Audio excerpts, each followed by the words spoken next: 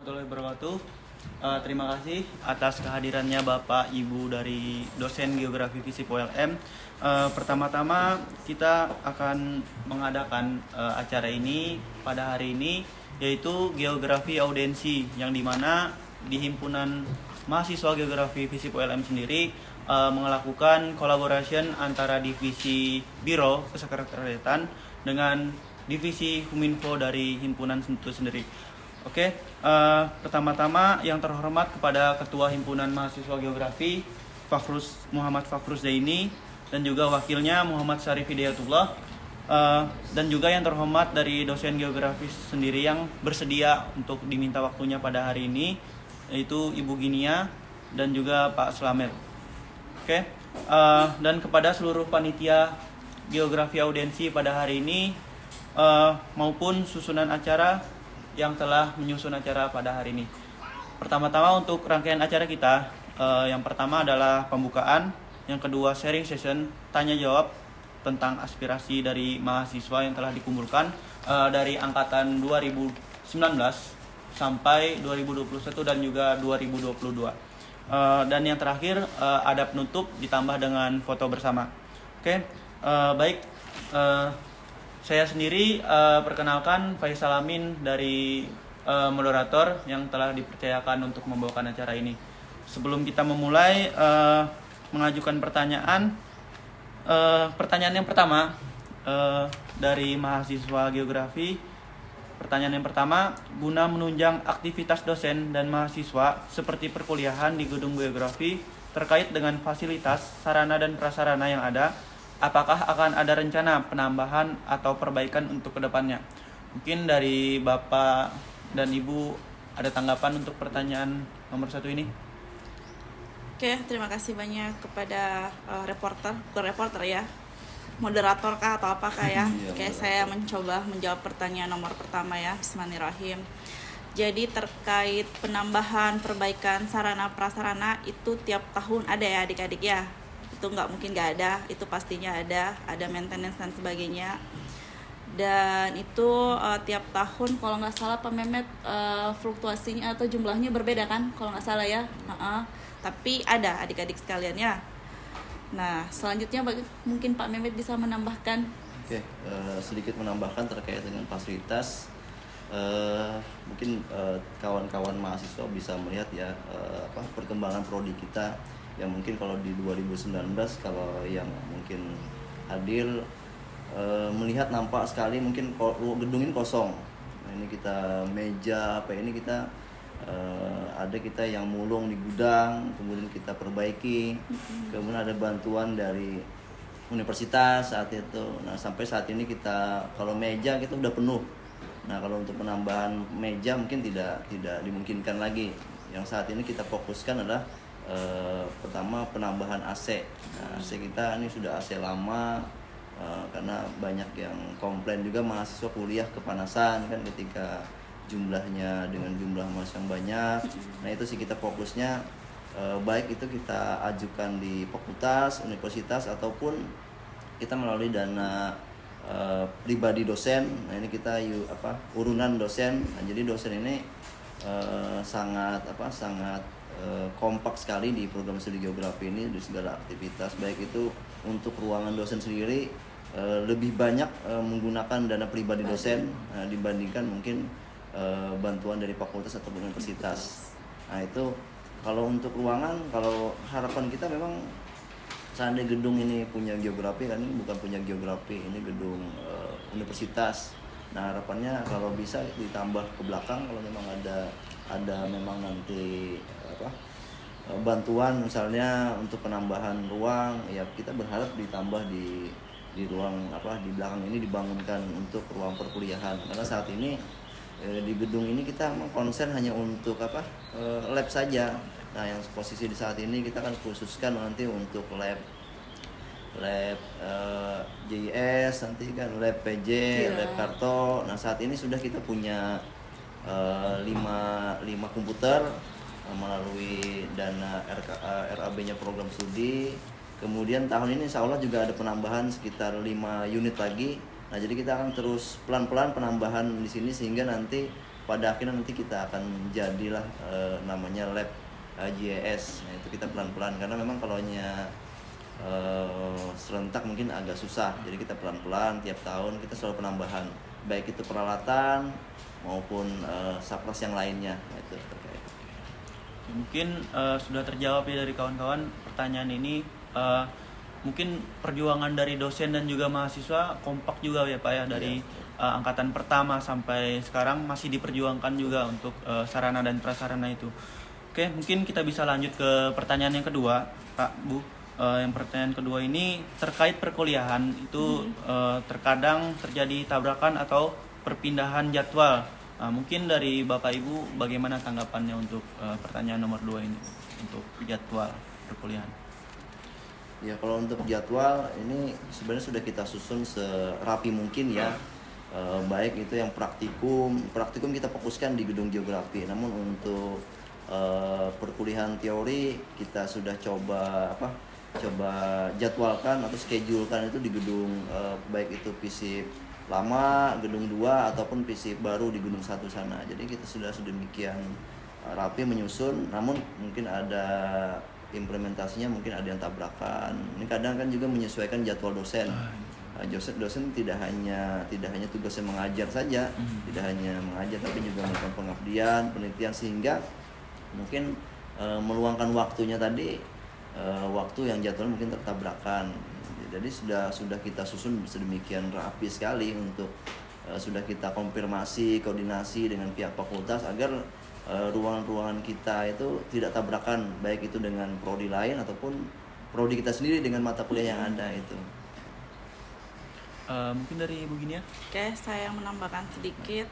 Nah, pertanyaan nomor 2 ini sebenarnya adalah pertanyaan dari saya kuliah juga. Kok dosen saya sering ganti-ganti nih jadwalnya ya? Saya juga kesal waktu itu. Tapi akhirnya sudah terjawab ketika saya akhirnya jadi dosen. Ya, kebetulan mungkin dosen saya dulu tidak mengkonfirmasi sama saya ya. Ternyata memang tugasnya dosen itu adik-adik sekalian seperti Pak Mehmet bilang bukan mengajar deh. Jadi kami sebutnya sebagai Tridharma Perguruan Tinggi. Jadi ada di bidang pendidikan, pengajaran, kemudian ada penelitian, pengabdian masyarakat. Sebenarnya masih ada lagi satu nih, yaitu penunjangnya. Nah, jadi kami dosen ini diwajibkan untuk selalu up to date ilmu juga. Jadi bukan kalian yang belajar, adik-adik sekalian ya. Kami tiap semester juga wajib untuk belajar, ikut pelatihan, itu kewajiban kami. Jadi nah biasanya ketika kami ada pelatihan, jadi ya kami minta maaf saja, terpaksa harus mengundur atau mengubah perkuliahannya karena kami nggak mungkin mau bilang sama panitia pelatihan, tolong ya Pak ikuti jadwal perkuliahan saya, itu nggak mungkin ya adik-adik sekalian ya.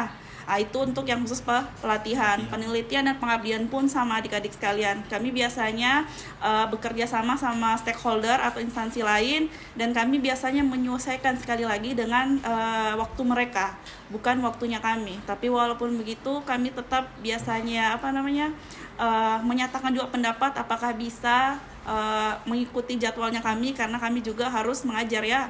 Jadi sekali lagi saya juga ingin menyampaikan permintaan maaf jika misalnya terjadi perubahan. Itu bukan hal yang kami inginkan juga sebenarnya. Soalnya kami inginkan semuanya pertemuan 1 sampai 16 sesuai dengan jadwal biar kalian bisa libur ya segera ya. Nah, itu yang disuka mahasiswa ya, libur yang panjang Bu, tepat waktu liburnya. Iya, bukan cuma kalian, kami juga suka sebenarnya libur ya Pak Mehmet ya. Seperti itu ya. Seperti itu adik. Mungkin sudah terjawab juga di pertanyaan yang kedua, bahwasanya dari dosen juga ada kesibukan yang lain ibaratnya, dan juga ini masih berhubungan dengan rancang akademik dengan pendidikan juga. Benar. Oke. Mungkin kita break dulu sebentar ya Bu ya.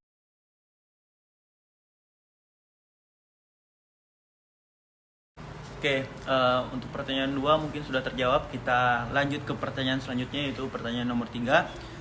Izin bertanya Pak, Bu, untuk struktur kepengurusan prodi, siapa saja dosen yang terlibat, dan juga untuk jalur koordinasi antara mahasiswa ke dosen dalam hal akademik, kemahasiswaan maupun administrasi, dan juga hal yang berhubungan dengan perkuliahan, itu konfirmasinya kemana dalam lingkup prodi geografi itu sendiri.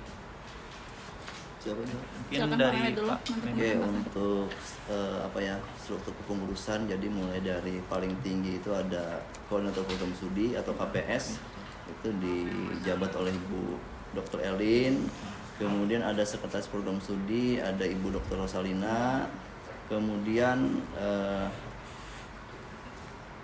apalagi ya, untuk pengelola jurnal nanti ada Pak Muhammad Effendi. Kemudian pengelola lab nanti ada lab geospasial ada Pak Wisnu. Kemudian lab geografi lingkungan atau geografi fisik nanti ada Ibu Eprinda. Kemudian lab kependudukan itu ada Ibu Norma. Lab perencanaan wilayah itu ada Pak Arif. Nah, kemudian untuk ada juga tambahan kita geopreneur untuk pengelola lab wirausahanya itu ada Pak Rusdi. Nah itu kemudian administrasi nanti dibantu oleh Mas Apriyadi. Nah kemudian untuk urusan terkait dengan akademik, kemudian ya terutama akademik, masing-masing mahasiswa kan sudah punya dosen, dosen pendamping atau pembimbing akademik. Nah jadi silahkan untuk berkoordinasi ke masing-masing dosennya terkait dengan urusan akademik. Nah kalau urusan administrasi tentunya nanti melalui admin kita atau operator kita Mas Apriyadi. Nah, nanti jenjangnya akan disampaikan oleh Mas Apriyadi kalau memang harus ada tantangan ataupun apa terkait dengan koordinasi ya mungkin nanti melalui Kaprodi. Nah itu. Nah yang lain tentunya selain sebagai dosen dan pembimbing akademik ya dosen biasa saja, kita nggak punya jabatan struktural. Namun kalau untuk di saat ini karena kita pokoknya karena sifat kita ini sistemnya kekeluargaan, jadi kita saling bantu saja. Pokoknya urusan siapa yang ada di prodi ya dia yang mewakili. Jadi tidak mesti misalnya harus Bu Elin, harus Bu Rosalina misalkan. Ya pokoknya siapa yang ada di prodi. Nah, itu ya mungkin supaya mahasiswa tahu terkait dengan urusan-urusan administrasi. Mungkin dari Ibu gini ya, ada tanggapan? Oke, saya tambahkan sedikit ya terkait bidang akademik, kemahasiswaan dan sebagainya. Tadi sudah dijelaskan sama Pak Mehmet memang bahwa kalau mau koordinasi tentang akademik itu silahkan ke penasihat akademik masing-masing ya. Jangan ditinggal diamkan. Nah, biasa nih mahasiswa seperti ini nih. Kalau ada masalahnya diam aja ya, baper sendiri ya. Jangan rugi deh baper ya, jangan baper.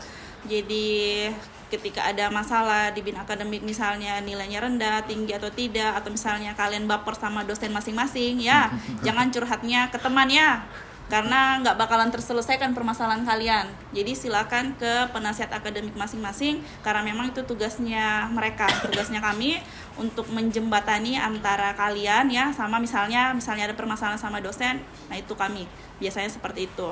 Adapun misalnya ya memang pengambil kebijakan misalnya nilai dan sebagainya itu memang bukan kami ya, sekali lagi terkait dosennya masing-masing ya. Tapi paling tidak kami bisa membantu nih inti permasalahan kalian ini seperti apa adik-adik sekalian. Nah kalau terkait misalnya pinjam-pinjam alat lab tadi dijelaskan oleh Pak Mehmet sudah disebutkan ya, masing-masing misalnya kalau mau pinjam drone atau misalnya pinjam infiltrasi dan sebagainya silakan ke penanggung jawab dosennya masing-masing ya, kepala lab masing-masing seperti itu. Begitu juga masalah administrasi ya, jangan semuanya nanti ke Ibu KPS nih ya, semuanya kayaknya serba tahu ini Ibu KPS ya permasalahan, sedikit-sedikit pinjam alat Ibu KPS. Kemudian masalah baper-baper akademik juga Ibu KPS ya, bukan berarti Ibu KPS tidak ingin melayani, tapi kita sudah membagi porsi masing-masing adik-adik ya, seperti itu. Mungkin sudah terjawab juga di pertanyaan nomor 3, sudah dijelaskan juga bahwasanya ada tupoksinya masing-masing, ada tugasnya masing-masing, dan juga untuk akademik, untuk administrasi juga. Oke, mungkin untuk pertanyaan nomor 3 sudah terjawab. Kita lanjut ke pertanyaan nomor 4. Pertanyaan nomor 4, apakah dari pihak Prodi berencana akan menambah tenaga pengajar dan juga instruktur perkuliahan, apakah tetap atau sementara untuk saat ini? Oke, untuk tenaga pengajar ini sudah kita usulkan ya, tidak hanya rencana. Jadi 2022 untuk 2023 kita sudah usulkan itu kalau tidak salah ada 6 dosen yang masing-masing sudah sesuai bidangnya kita minta. Jadi sudah kita usulkan untuk usulan baik nanti CPNS ataupun P3K. Kemudian untuk yang tetap ya, kalau untuk sementara karena tidak mulai tahun 2019 tidak boleh lagi mengangkat dosen kontrak. Nah, jadi tidak bisa. Jadi kita fokusnya ke sana. Meskipun tetap ada seperti halnya mungkin Pak Inu Pak Inu kita minta bantuannya karena memang di program studi sangat kekurangan tenaga. Nah, jadi sifatnya kita perbantukan melalui program studi. Namun kalau untuk diangkat melalui tingkat universitas karena sudah tidak diperbolehkan lagi. Jadi kita tiap tahun kita selalu mengusulkan. Nah, tahun zamannya Pak Bu Ginia, Pak Wisnu kan ada 3 kita dapat. Nah, tahun kemarin kita kebetulan tidak dapat porsi jatah formasi untuk PNS. Nah, tahun ini kita coba usulkan untuk CPNS itu sekitar ada 2, kemudian ada 4 untuk P3K. Nah, jadi kita terus tiap tahun tuh pengen nambah terus. Nah, karena tiap tahun juga akan ada dosen yang berangkat kuliah S3. Ya saya begini nanti kan, jadi perlu ada tenaga yang masuk, yang lain kuliah. Nah itu sih terkait dengan penambahan. Oke. Mungkin dari Bu Ginia ada tambahan? Oke, menambahkan sedikit. Nah, karena tadi Pak Mehmet sudah bilang bahwa sudah tidak ada kontrak, jadi benar-benar ASN ya. Nah, jadi kita ini harus banyak-banyak berdoa karena kemarin sudah ini ya pengajuan ya Pak ya, dan ternyata yang tes itu nggak lolos deh. Ya, jadi kalau misalnya tidak ada penambahan bukan dari pihak universitas tapi dari personalnya sendiri karena memang dia tidak lulus passing grade-nya seperti itu. Iya. Oke, mungkin sudah terjawab juga di pertanyaan nomor 4 untuk instruktur masih diusulkan ya Pak ya? Iya, Selalu tiap diusulkan tahun. Tiap tahun. Oke. Tidak menutup kemungkinan juga itu akan bertambah ya Pak dari dosen-dosen geografi itu sendiri. Kita lanjut ke pertanyaan nomor 5 Pak, Bu. Untuk pertanyaan nomor 5, untuk peminjaman ruangan dan barang di Prodi biasanya melakukan konfirmasi kemana? Mungkin ini pertanyaan sudah terjawab ya Pak tadi. Iya, Bu. benar. Sudah terjawab. Kita lanjut ke pertanyaan nomor 6. Siapa saja dosen pengajar dari luar geografi yang ikut mengisi perkuliahan di sini?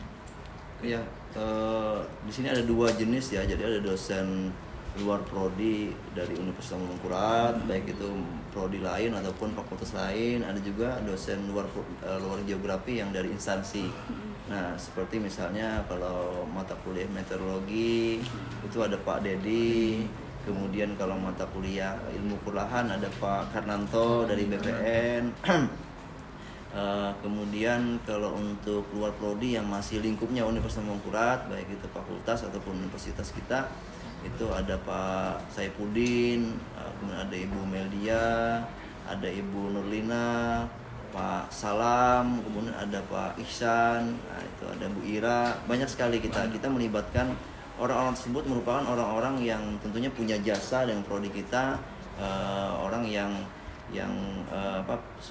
kalau boleh dikatakan itu pendiri kayak Pak Saipudin, itu Bu Nurina, itu nama-nama yang kita awal mula kita berdiri. Jadi sampai saat ini kita terus menggunakan mereka. Mudah-mudahan nanti kalau memang sudah kita mapan secara SDM dosen, nanti mungkin kita pelan-pelan. Nah, karena untuk saat ini karena kita kekurangan dosen juga, kita masih menggunakan tenaga mereka. Mungkin dari Bu Ginia? Aku cukup. Oke, cukup. Mungkin sudah terjawab juga ya kawan-kawan untuk pertanyaan nomor 6, siapa saja dosen pengajar dari luar geografi. Kita lanjut ke pertanyaan nomor 7. Apakah geografi memiliki jurnal sendiri dan apakah mahasiswa dapat berpartisipasi di situ karena dan juga serta benefit apakah yang didapatkan untuk mahasiswa, prodi maupun dosen untuk jurnal itu sendiri? Mungkin jadi sebelum saya menjelaskan tentang apa benefitnya, jadi sekarang kan suatu prodi itu ada tim penilai ya, disebut sebagai mutu penjaminan ya, penjaminan mutu maksud saya ya, atau yang biasanya disebut sebagai hasilnya akreditasi. Nah, akreditasi ini berkaitan tadi tugasnya kami Tridharma Perguruan Tinggi. Salah satunya bidang penelitian dan pengabdian, dan memang kami diminta langsung aturannya harus melibatkan mahasiswa. Ya, makanya nanti banyak tugas-tugas kalian yang kayak buat jurnal. Karena itu memang diwajibkan. Jadi memang mahasiswa harus terlibat aktif. Jadi kalau dulu-dulu itu hanya dosen saja, tapi sekarang nggak lagi ya, seperti itu. Nah, apa benefitnya? Berarti itu akan meningkatkan akreditasi. Nah, akreditasi ini akan berkaitan nanti ketika kalian ingin mencari pekerjaan ya adik-adik sekalian ya. kalau misalnya akreditasinya unggul berarti alhamdulillah bisa ikut PNS nih ya, yang mau jadi PNS nih. Nah seperti itu. Jadi sangat urgent. Dan kalau dibilang apakah jurnal geografi sudah ada ya jurnal geografika, dan dalam waktu nggak salah dari tahun berapa ya Pak ya berdirinya? Berdiri prodi ada. Dari berdiri prodi ya 2019 sampai tahun ini 2003 alhamdulillah sudah terakreditasi jurnal kita. Itu suatu kembangan luar biasa ya. Dalam 4 tahun banyak jurnal-jurnal di luar sana yang lebih daripada 4 tahun itu belum terakreditasi ya. Jadi ini saya kira pasti partisipasi dari mahasiswanya sendiri ya. Jadi sungguh luar biasa. Itu suatu kebanggaan ya untuk kita. Boleh ditambahkan Pak? Ya, nambahan sedikit terkait dengan jurnal, karena memang jurnal ini yang pertama kali ya yang membangun itu saya dengan Pak Nasruddin. Kemudian karena sudah urusan prodi terlalu banyak ya kita minta bantu Pak Muhammad Effendi. Jadi sekarang Pak Effendi yang handle urusan jurnal. Nah, jurnal sendiri kita ada 2 jurnal. Ada jurnal geografika ini umum untuk baik itu mahasiswa, dosen atau masyarakat umum luar sana. Kemudian dan itu sudah tadi seperti disampaikan Bu Ginia, jangka waktu 4 tahun kita sudah terakreditasi. Posisi kita Sinta 4 kalau tidak salah. Itu tentunya pencapaian yang sangat luar biasa untuk sebuah jurnal. Kemudian ada lagi satu yang saat ini masih on proses. Kita peruntukan untuk jurnal tugas akhir mahasiswa. Nah, jadi nanti untuk skripsi mahasiswa atau tugas-tugas akhir yang berkaitan dengan berkaitan dengan mahasiswa, mungkin dengan tugas kita fokuskan ke sana. Kalau tidak salah namanya itu Jurnal Penelitian Mahasiswa Geografi.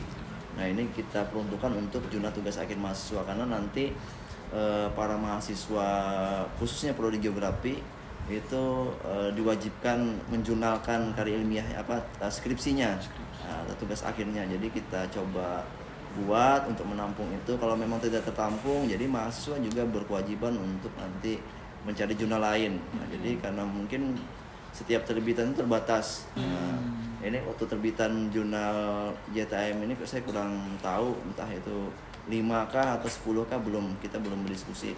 Namun kalau untuk jurnal geografika itu satu terbitan kalau tidak salah 5 jurnal saja. Yang mudah-mudahan nanti kalau memang bisa menampung ya kita tambah saja misalnya 10 misalnya nanti kan, kalau karena juga harapan juga nanti kalau sudah ini berjalan ya harapan juga terakreditasi nanti itu. Jadi ada 2 jurnal, silahkan khusus mahasiswa ada JTM, tapi mahasiswa juga bisa terlibat di geografika kalau memang tulisannya bagus. Karena kalau untuk geografika sistemnya sudah sangat ketat karena sudah Sinta 4 ini, baik itu reviewer tidak pakai prodi geografi tapi juga sudah pakai reviewer fakultas lain atau universitas lain di luar sana. Jadi itu ya, terkait dengan jurnal. Oke, mungkin terkait dengan jurnal tadi sudah terjawab juga kawan-kawan. Sudah dijelaskan juga bahwasanya ini jurnal tuh berkolaborasi juga antara mahasiswa dan dosen, dan juga ini benefitnya tidak hanya berdampak terhadap prodi itu sendiri ya Pak Bu. Ini berdampak kepada bidang akademiknya dan juga akreditasinya.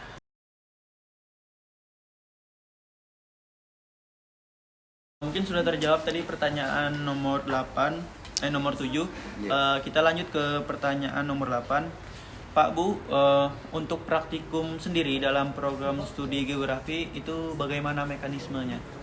Mungkin dari untuk praktikum, kita mata kuliah di prodi ini kan teori dengan praktikum digabung. Berbeda mungkin dengan prodi lain, mereka khususnya adalah mata kuliah teori, kemudian nanti ada mata kuliah sendiri untuk praktikum. Kalau di prodi kita gabung nih.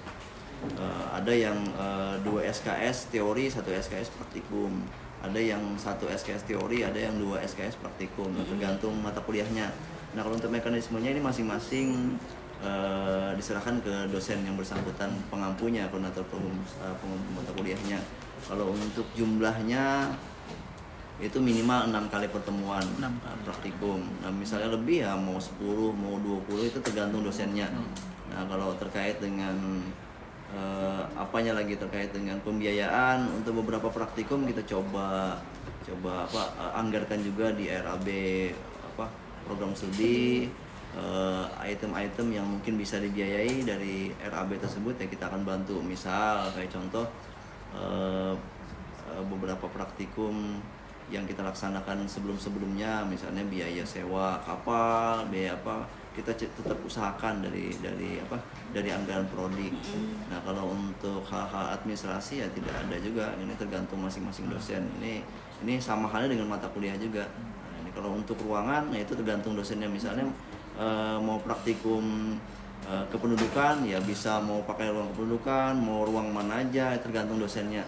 Kalau dia mau memanfaatkan labnya ya silakan. Kalau mau pakai lab geofisik ya silakan sesuai dengan mata kuliahnya.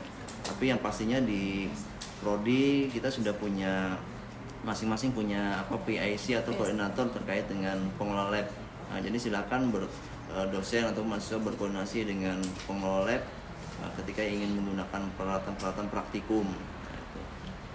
Mungkin dari Ibu Ginia ada. Cukup. Mungkin sudah terjawab juga di pertanyaan nomor 8. Kita bisa lanjut ke pertanyaan nomor 9. Oke, di pertanyaan nomor 9, bagaimana jika ada mahasiswa maupun himpunan yang berencana mengajak kolaborasi dalam hal kegiatan maupun program kerja yang melibatkan program studi geografi, itu apakah bisa Bu untuk melakukan kolaborasi? Sangat bisa sekali kalau bicara kolaborasi ya, karena memang di awal juga sudah kita sampaikan, baik itu mahasiswa secara umum ataupun kehimpunan, itu kalau bisa program kerjanya itu yang berkaitan dengan program kerja prodi, berkaitan dengan akreditasi kita yang menunjang itu. Jadi kegiatan-kegiatan, karena kegiatan-kegiatan hima ini kan nebeng pembiayaan itu langsung dari program studi, bukan dari fakultas. Jadi segala kegiatan apa yang dilakukan itu nanti bisa dikolaborasikan atau dilaksanakan sendiri, yang harus tentunya berkoordinasi dengan koordinator program studi atau nanti sekretarisnya. Nah, karena biaya-biaya yang kalian laksanakan itu nanti juga ada batasan-batasan tertentu yang karena menggunakan RAB prodi. Nah, itu. Jadi silakan kalau mau berkolaborasi, misalnya mau melakukan seminar nasional, mau melaksanakan kegiatan-kegiatan hal-hal lain yang berkolaborasi, silakan. Karena selama ini juga beberapa kegiatan melibatkan hima. Nah, kegiatan tidak hanya hima tapi juga mahasiswa, misalnya kayak workshop kemarin kan kita melibatkan mahasiswa. Nah, mahasiswa berarti bukan hima kan.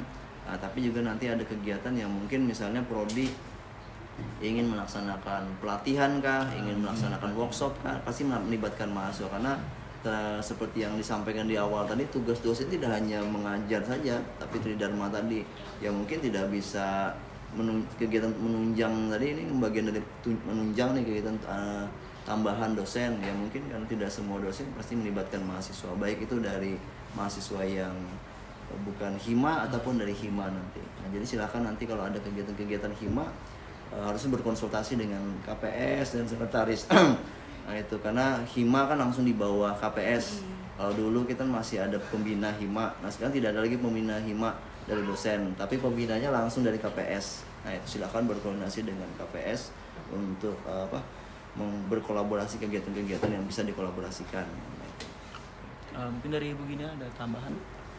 Tips dan trik ya, biar mungkin mahasiswa yang mau skripsi gratis, bukan cuma gara-gara magang nih, ikutlah penelitiannya atau pengabdiannya dosen. Bisa saja nanti kalian dikasih juga loh honor di luar daripada itu. Iya, jadi silahkan, kami terbuka. Biasanya kami malah menunggu nih, mana nih mahasiswa nih? Iya ya, silahkan dihubungi satu-satu. Misalnya Pak Mehmet kah punya penelitian pengabdian, atau saya, Bu Lina, Bu Elin, Pak Nas. Oke, jadi mahasiswa itu harus aktif, karena kami nggak mungkin kan nyari kalian. Misalnya Faisal mau ikut nggak? Kayak gitu. Biasanya kami menunggu mahasiswa yang akhir tuh mau sama kami ikut atau tidak, seperti itu. Mungkin di pertanyaan nomor 9 sudah terjawab juga ya Pak ya. Dari program studi geografi juga kadang-kadang melakukan pelatihan ya Pak, pelatihan maupun workshop itu sendiri. Oke, mungkin pertanyaan selanjutnya di pertanyaan nomor 10 terakhir, apakah gedung program studi sendiri memiliki penjaga atau pihak keamanan di dalamnya? Oke, mungkin dari Pak Mehmet atau... Kalau untuk keamanan secara khususan memang tidak ada ya, khususan yang kita berdayakan, tapi yang dari fakultas memang ada. Jadi yang dijaga gedung mereka tidak hanya gedung baru ataupun gedung lama, tapi FISIP geografi ini masuk dari bagian daripada FISIP itu sendiri. Ini merupakan gedung 3 FISIP, jadi mereka kawasan penjagaannya sampai semua seluruh areal FISIP. Nah, itu. Jadi kalau untuk khususan tidak ada, misalnya dari KPSK misalnya menunjuk penjaga tidak ada, tapi jaganya sampai ke sini. Penjaga baik itu yang siang maupun yang malam. Namun kalau siang mungkin tidak nampak terlihat. Nah, kalau malam juga tidak nampak terlihat karena penjaga malam ini memang kerjanya malam tuh memang agak, karena gelap kan tidak terlihat, tapi ada. Nah, karena sejauh ini alhamdulillah kita selalu aman saja prodi, meskipun pernah misalnya terbuka pintunya, ada dosen yang lupa mengunci. Alhamdulillah pagi ini tidak ada barang-barang hilang, alhamdulillah, mudah-mudahan ke depan tidak ada. Tapi kalau untuk tadi keamanan, saya sendiri tahu itu mereka ada standby ke biasanya. Nah, itu. Jadi aman, untuk aman masih ada dari fakultas. Mungkin dari Ibu Gini ada tanggapan? Oke, saking amannya kayaknya cuma fakultas kita ya Pak ya, yang Iya. juru parkir ya. Iya. Nah, bangga nih kita punya juru parkir ya, akang-akang parkir nih. Oke, mungkin sudah terjawab juga ya Pak Bu ya untuk pertanyaan terakhir nomor 10.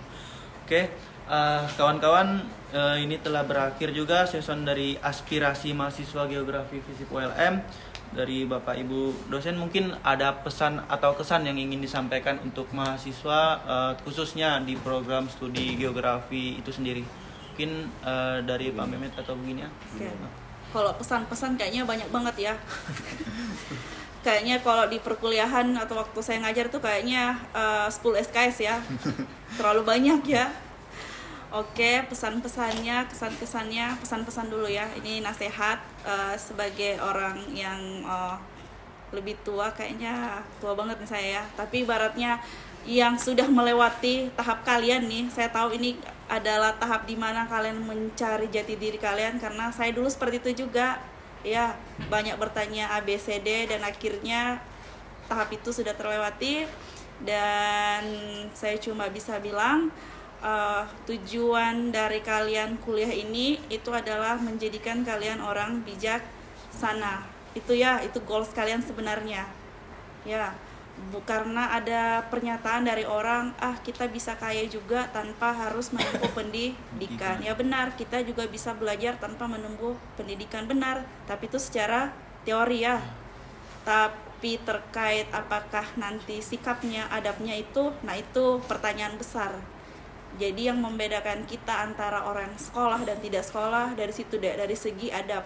Makanya biasanya kalau kita ke lapangan tuh atau ke masyarakat, turun ke masyarakat, mereka kan bertanya, oh kuliahnya di mana? Universitas Lambung Mangkurat. Terus dilihat, oh masya Allah, pasti ini etika dan sebagainya, ini pasti lebih baik dibanding kami nih ya, seperti itu. Jadi acungkanlah punya goals menjadi orang yang bijaksana, karena orang yang bijak itu tuh susah zaman sekarang deh. Karena itu memang tugas yang paling mulia ya. Seperti itu. Dan karena saking bijaknya kalian, berarti kalian nanti misalnya mau skripsi untuk ini ya, angkatan 2021, 2020, jangan ditunda-tunda deh ya, kerjakanlah. Saya tahu apalagi pengerjaan skripsi itu luar biasa, tingkat over lazy-nya itu luar biasa, lebih dominan. Tapi selalulah berpikir kalau misalnya saya tinggal lagi, kayak gimana nih nasib orang tua ya, seperti itu, yang membiayai dan sebagainya. Jadi semangat saja, jangan pernah juga takut salah ya, that's okay salah, tapi jangan salah-salah itu saja ya, jangan terulang lagi kesalahannya. Kalau misalnya dosennya bilang kerjakanlah tugasnya pada deadline seperti ini, silakan dikerjakan, tapi jangan acak-acalan. Asal-asalannya kerjakanlah semaksimal mungkin, kerjakanlah berdasarkan kemampuan kalian, karena kami ingin menilai, dan disinilah tempat penilaian yang terbaik di dunia pendidikan. Bukan menyalahkan ya, menilai nih. Setelah kalian dinilai, nanti kami observasi bareng-bareng dengan kalian. Seperti itu ya adik-adik sekalian. Cukup dari saya. Dari Pak Mehmet. Bentar, saya minum dulu. Saya secara umum saja untuk ke mahasiswa. Jadi kalau saya boleh beranalogi seperti ini. Jadi hidup pasca kuliah itu ibarat kita berenang di tengah lautan. Kalian mahasiswa punya dua pilihan, mau belajar berenang langsung di tengah lautan enggak, atau mau belajar renang di kolam renang. Nah, kalau kawan-kawan mahasiswa belajar berenang di kolam renang tentunya akan lebih aman. Kedalamannya terukur, arusnya terukur, dibandingkan kita belajar berenang langsung di tengah lautan. Nah jadi apa? Ini kesempatan kalian yang mungkin baru semester awal atau yang sudah semester akhir. Banyak kegiatan-kegiatan yang bisa kita analogikan tadi untuk belajar di kolam renang. Ya, seperti masuk hima, masuk organisasi, ikut kegiatan-kegiatan. Karena sudah mulai terasa para mahasiswa yang tingkat akhir yang tidak sama sekali berkegiatan, yang kerjaannya hanya kuliah, pulang kosan, jalan-jalan, pacaran, kuliah lagi, seperti itu saja rodanya. Jadi ketika nanti mau lulus, persyaratan SKPI sudah meningkat sampai 200, bingung dari mana ini untuk mendapatkan poinnya, dibandingkan dengan kawan-kawan yang aktif, yang mungkin saya bilang itu aktivis lah bahasanya, yang anak-anak organisasi. Dia sangat mudah sekali untuk dapat 200 poin SKPI itu. Mungkin sampai 500-an, 1000 bahkan mungkin kalau bisa diakumulasikan dengan tiap bulan ada kegiatan pelatihan, ada kegiatan organisasi. Organisasinya tidak hanya internal, tidak hanya internal prodi, tapi juga internal universitas, internal fakultas, atau bahkan yang kegiatan himpunannya atau organisasi sampai ada yang eksternal. Nah itu kalau bisa diakumulasikan poin, nah itu sangat luar biasa.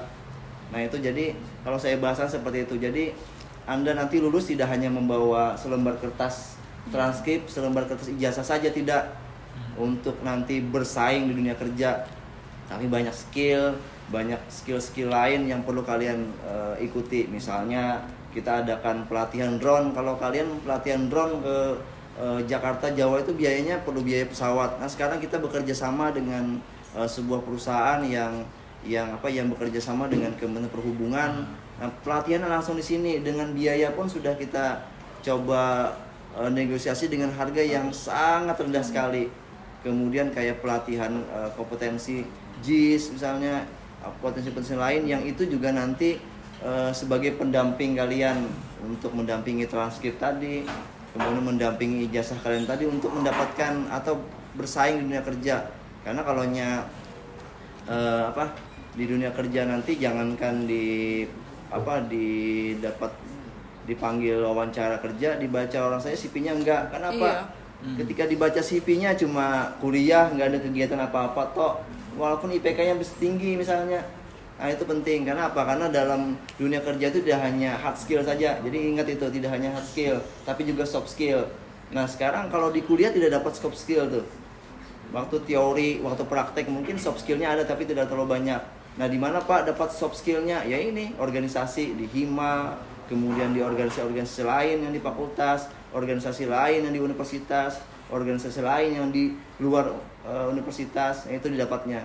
Jadi akan lebih berbeda. Orang-orang yang berhasil di luar sana itu bukan orang-orang yang berangkat kuliahnya tadi tidak hanya berangkat kuliah, pulang kosan, jalan-jalan, tidak seperti itu. Tapi orang-orang yang besar di sana, orang-orang yang berhasil di sana, mereka masa-masa kuliahnya dihabiskan di luar ruang kelas. Jadi ada dua, kuliah tidak hanya di dalam kelas tapi juga di luar ruang kelas. Nah kegiatan-kegiatan seperti ini bahasnya di luar ruang kelas.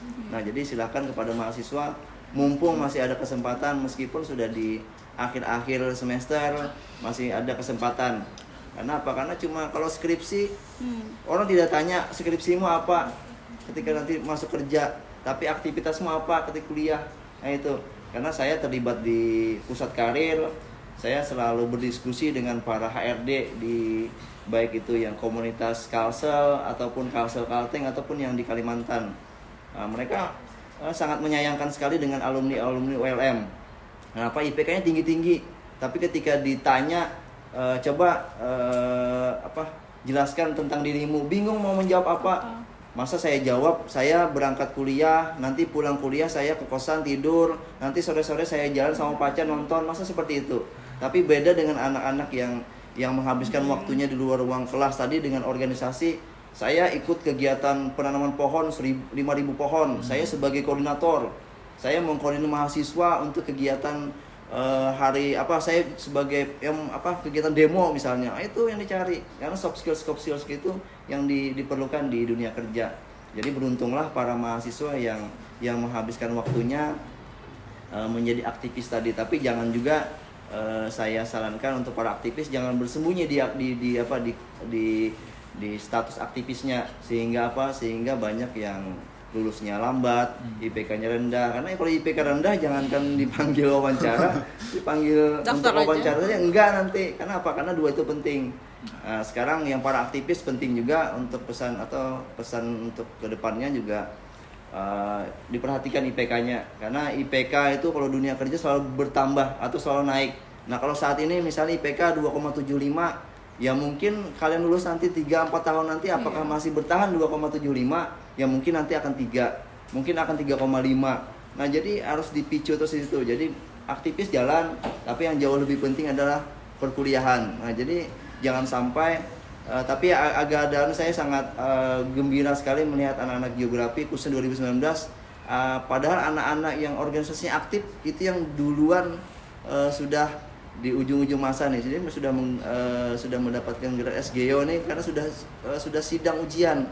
Ada yang dari Mapala itu ada, kalau tidak salah ada 3 orang, padahal dia aktifnya luar biasa. Kalau Mapala kan terkenalnya mahasiswa paling lama kan, tapi di geografi dia bisa menyimbangkan karena memang tadi manajemen waktu itu penting. Nah, hanya orang-orang yang paham soft skill saja yang bisa memanajemen waktunya. Tapi kalau orang yang hanya tadi kuliah, kalau saya boleh katakan itu adalah mahasiswa yang merugi. Nah, jadi janganlah jadi mahasiswa yang merugi, janganlah jadi mahasiswa yang haram juga, jadilah mahasiswa yang kalau tidak bisa jadi mahasiswa wajib, jadilah mahasiswa yang sunnah. Kenapa saya bilang seperti itu? Kalau jadi haram, Anda ada di sini bikin malah petaka saja misalnya. Tapi kalau ada atau tidak ada tidak jadi masalah, itu sunnah. Tapi kalau wajib kan tidak ada Anda dicari-cari orang, ada Anda bermanfaat. Nah, itu kalau bisa menjadi manusia atau mahasiswa yang wajib. Jadi ketika nanti Anda keluar di masyarakat, inilah mahasiswa atau lulusan yang digadang-gadang atau diharapkan oleh masyarakat. Karena pada akhirnya Anda akan berenang di tengah lautan, akan berkehidupan di masyarakat. Nah itu pesan yang penting buat kalian semua. Jadi tidak hanya yang tingkat akhir, yang sedang mengerjakan skripsi. Kalau skripsi ya bersemangat, pokoknya semangat lah. Jangan dimarah-marahi oleh dosennya dikit, patah semangat. Nah, ini sudah baru dimarahi dikit aja, baru 5 bulan kemudian baru datang lagi. Nah, itu jangan. Nah, itu tantangannya, karena tantangan di dunia kerja itu lebih berat lagi. Tekanan itu lebih tinggi lagi dibandingkan kuliah. Jadi tekanan saatnya tugas itu biasa aja tekanannya. Nah, Anda nanti kalau dunia kerja tekanan luar biasa. Kenapa? Karena kalau lawan bos itu beda dengan dosen. Kalau dosen ini masih mendidik. Kalau bos itu kalau dunia pekerjaan nih, kalau nggak disuka, kalau nggak suka ya pecat. sudah dipecat. Nah, itu. Nah, jadi tekanan akan lebih besar lagi. Jadi ini Anda diajarkan untuk menghadapi tantangan-tantangan ke depan. Jadi itu yang mungkin bisa kami sampaikan. Oke, terima kasih Pak Bu atas kesan dan pesannya. Dan juga saya menangkap sebagai mahasiswa ya Bu, teringat gitu untuk bahwasanya mahasiswa ini tidak hanya turun ke sekolah, ke kampus untuk menuntut ilmu, tetapi banyak sekali batu pijakan atau ilmu yang luas gitu, tergantung dari mahasiswanya itu sendiri, atau mau mengembangkan situ atau hanya mengikuti skema yang ada. Oke. Mungkin itu menyadarkan saya sebagai mahasiswa terkhususnya, dan juga bagi kawan-kawan juga bahwasanya ini penting. Ilmu-ilmu yang ada di kampus ini tidak hanya ada diambil dari perkuliahan, tidak hanya ada di luar itu sendiri, bisa dikembangkan oleh diri itu sendiri. Oke, mungkin kita sudah sampai di penghujung acara Pak Bu. Saya tutup untuk aspirasi ini, dan juga semua pertanyaan tadi sudah terjawab. Oke, mohon maaf atas kesalahan, mungkin ada kilap katanya. Saya tutup untuk program kita ini. Terima kasih atas kehadirannya Pak Bu. Saya tutup. Demikian kegiatan menyalurkan aspirasi perubahan lebih baik Geo Audiensi Ekikes HMG Visip ULM 2022 resmi diselesaikan. Wabillahi taufik wal hidayah. Wassalamualaikum warahmatullahi wabarakatuh. Waalaikumsalam. Waalaikumsalam.